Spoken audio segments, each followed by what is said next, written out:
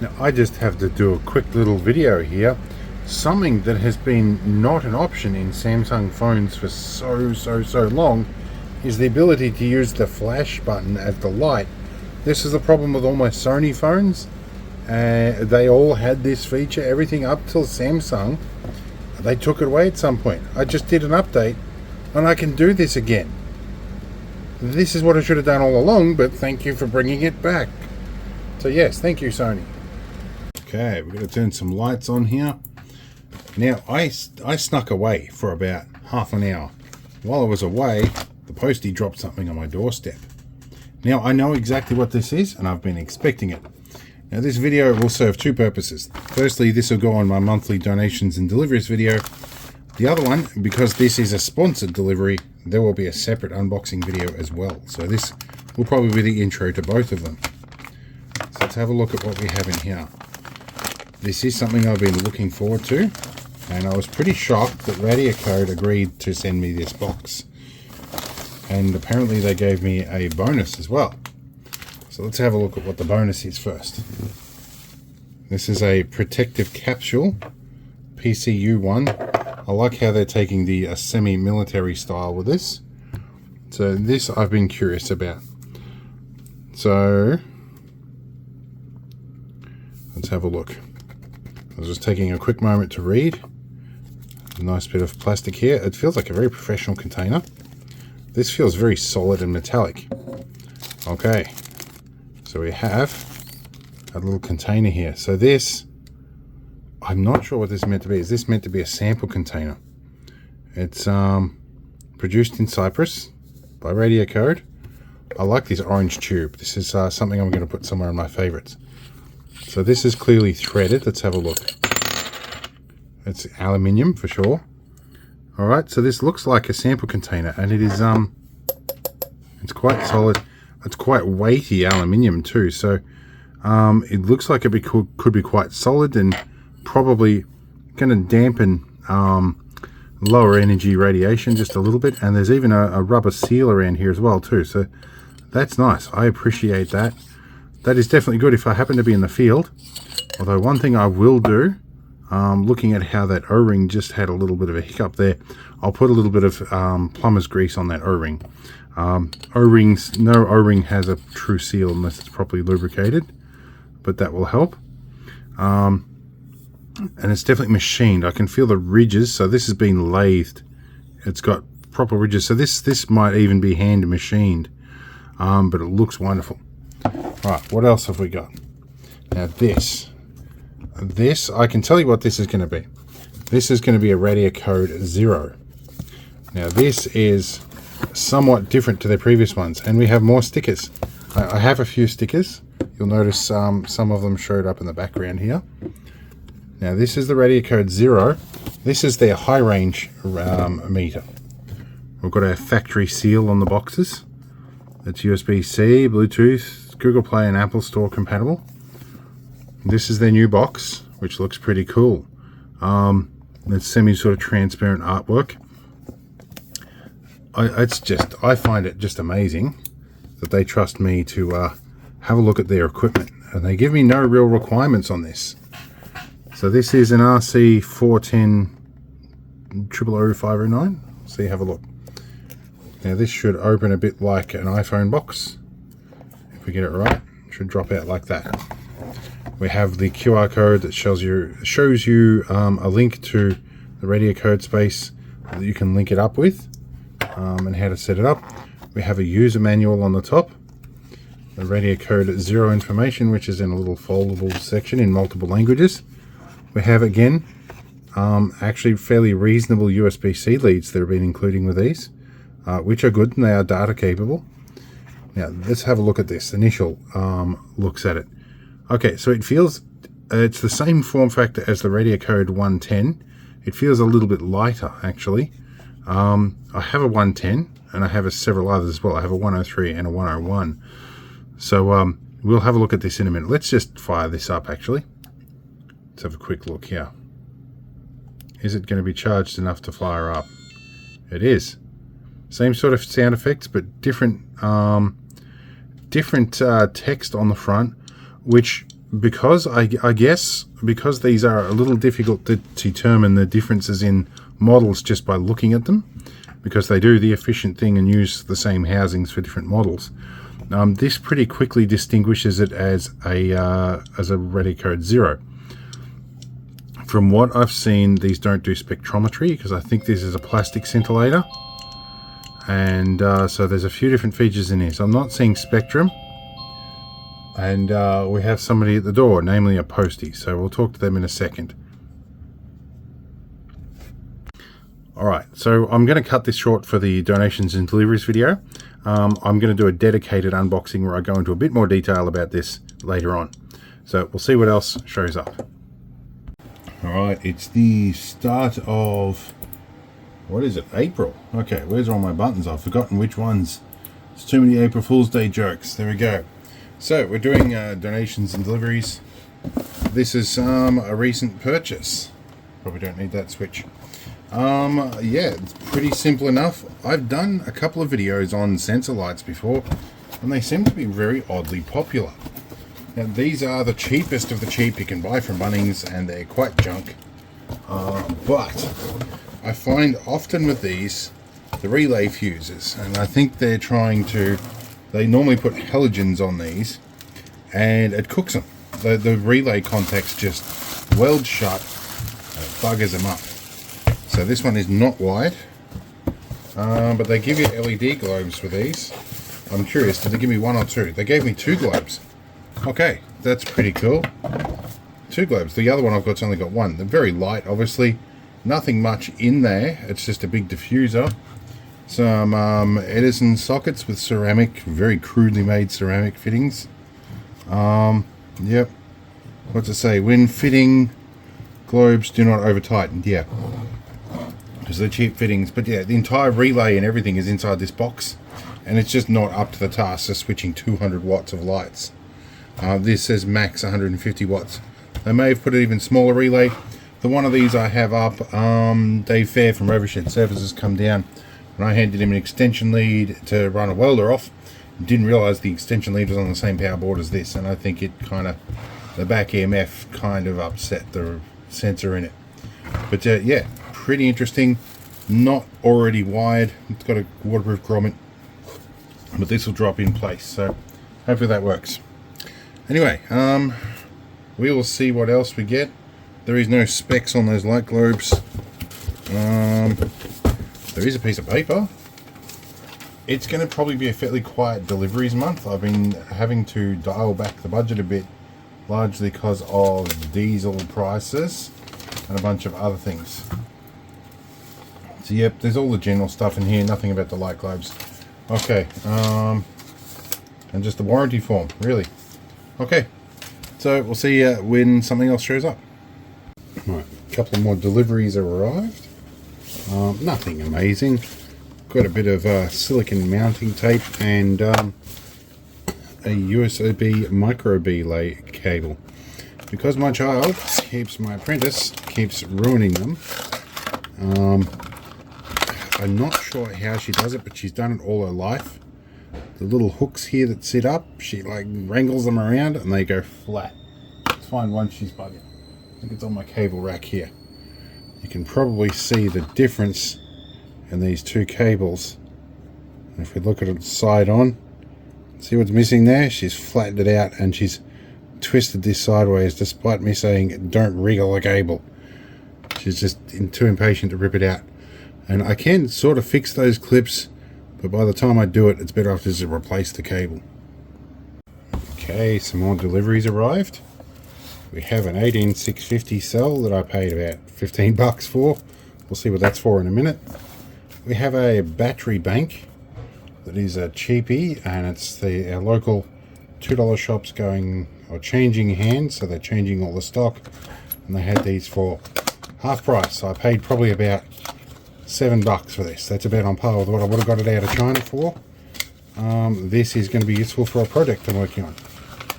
If I can get it out of this stupid box. What have they done here? They glued it together in a weird way. I don't much care about the specs in this. It's just got to run one of them cheap yellow displays. I might even disassemble it, but it's got a USB-C charger on it. Oh, I might even keep this one. Might sacrifice one of the others. But yeah, this is good. That should do the job. What else have we got? We have some filament here. This is filament from my local electronics shop. This is PLA and it's dual color black and purple in a satin finish. So we'll be interested to see what we can do with that soon. This is good stuff. Alright, we'll see what else we get. Alright, another delivery has arrived. This one came from Sydney. This was an accidental purchase. I thought I was clicking on view more, and apparently my aging brain clicked bid now, and of course nobody else bidded on this, so I won it. And well, at least it's nicely packed. Oh, it's got its original case on it. Let's have a look. I'm going to use this in a couple of days if it is what I think it is. It's a brand new USB lead and a GoPro Max 360. So the way these things work, so I've got a few GoPros already, mostly because they were cheap and they were second hand. This has lens clamps, so you have a lens on both sides. So this records two 180 fisheye lenses, and then it soft stitches them into the side here. If you've got a VR headset, when you look at this footage, you can look all the way around it. However, you can also have it in a normal 16 by 9 or a 9 by 16 format, and you can go through the editor and have it track things in a given position. Alright. So I had a scrounge through my wallet and I found a Samsung Evo Plus 64 gig. Ideally I'd like to use a bigger one, but we're going to do this. We'll plonk this in, and for the sake of this video, I'm probably going to go outside and grab a quick little bit of 360 footage. If I can get this card to go in. Am I putting it in the wrong way? No, there we go.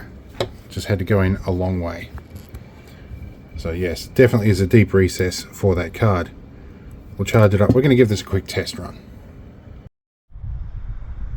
Okay, we are recording in 360. Now I can't see all of it in the viewfinder, but I can squeeze between the vehicles here. We can have a bit of a look. I don't really need to pan the camera around or aim on this. You can see in all directions all at once. So looks to be working. Battery's at 89%. It fits the GoPro mount.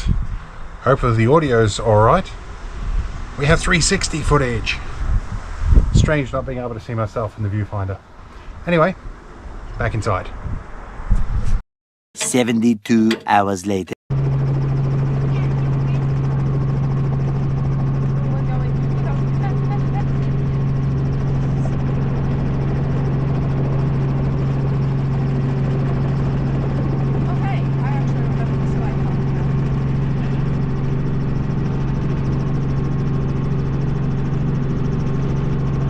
Right, here was me thinking we were going to have a dull donations and deliveries month. Along comes a buddy of mine and drops off a bunch more donations. What do we got? We've got mice in here. We've got HP wireless mouse. Okay, I wonder if this has a receiver in it. Missing receiver. So that's essentially useless. We won't bother finding the cap for that. Yep, so that's all good. Might be good for parts. We'll see. What do we got here? We have a passive tone control, dual purpose. Don't know what that typo means. Have a 0 dB, minus 15 dB, volume, treble, bass, and it's a pass through with 12 volts. This might be a preamplifier. Don't know. This looks like a preamplifier, made to look snazzier than it is, but they couldn't be bothered making a full case for it. 3.5mm in and out with 5 to 24 volts in. Could be useful. What else we got? This thing is a HDMI 2.1 converter with 7.1 audio. That's HK 2.360 Hz ETID. 8K. 7.1 channel. I don't know what this is. I'm not quite sure. I think this is designed to get audio out of a HDMI stream, and you have a bunch of selections over what audio stream it's going to fake. It comes with a remote to switch it between 5.1 and 7.1 because, you know, you really want to swap between those things when you're sitting on your couch. Interesting. Don't know what it'll be, but it runs on 12 volts, so I like 12 volt stuff. Let's have a look. A bunch of random manuals, some random remotes for stuff that seem to still have an intact battery in them. Still got the battery tag in them. Don't know what it's for, but you know, I will eventually run into something that uses them. We have another mouse here. This is actually a Logitech. This is the same as the one I use. I think it's an M90. This has a receiver in it, so that's useful. And finally, we have a couple of USB modem dongles that are supposed to use a SIM card somehow. And I think these are probably 3G models. It's a model PHS301. What else is this one? This has still got a thingy here. Well, that's got a little tab on that. This looks like it's a Huawei Model E153. So that'll be interesting. I'm still curious about that little loop is in there. It's a something, but these might get done as a teardown or something. Or, I don't know.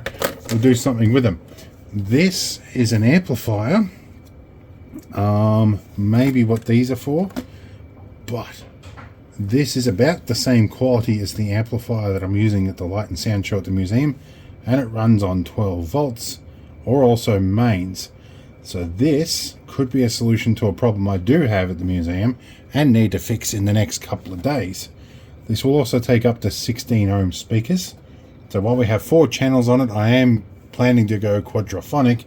We are only feeding it 2 channels in, so I could probably feed the 4 ohm speakers and 2 channels in series, making 8 ohms, and it would be in spec for this. So this could do the job. And it might also take 3.5mm in. This might actually work to just whack some of the sounds I've got on an SD card and do away with the whole programming system and the light show, but might see. This will be a little easier to handle, and it's got EQ control as well. So, oh, it does Bluetooth. Okay, so this might do. Alright, so yeah, interesting haul of bits. We'll see what we can do with them. See you in the next delivery. Alright, we have delivery, I guess. We've been at the air show and we've picked up a bunch of stuff. We've got a few things to do here. So this is Air Force PC21 lapel pin. I think we've got another one of these from last air show. It gives us some details about that here. This is not the most uncommon one. We have a roulettes pin, which are somewhat uncommon, but I also have a couple of those. These are difficult to pin to your shirt because the prop here gets stuck on things, but they're good. We have a 100 squadron pin. These are limited run, and we missed out on the first run of the other limited one. So either way, these are still quite limited, and this one's going to my financial manager. We have a few other freebies and a few other bits and pieces, but I've been out there for 4 days, so I've just had a shower. I need sleep. I have over 100 gigabytes of video to edit, and more coming from Pierre, from Where in the World is Pierre. So we'll see what else we get in the donations and deliveries. All right, we have another delivery. Well, this is a donation from Where in the World is Pierre, a 13mm or 11mm chrome vanadium Stanley spanner. This is the one out of my kit when I did his boat, so I got it back. It wasn't a 10mm, but it's an 11. Also got some 32 gig memory sticks, which these have gone up in price. I was getting these for about $7.50 a pop. They're about 50, and the packs of 5 are worth $70 now. Something crazy's happened to the price of USB memory. So anyway, a couple of those. I got to stop giving them away to the cops when they ask for footage. Anyhow, see what else shows up.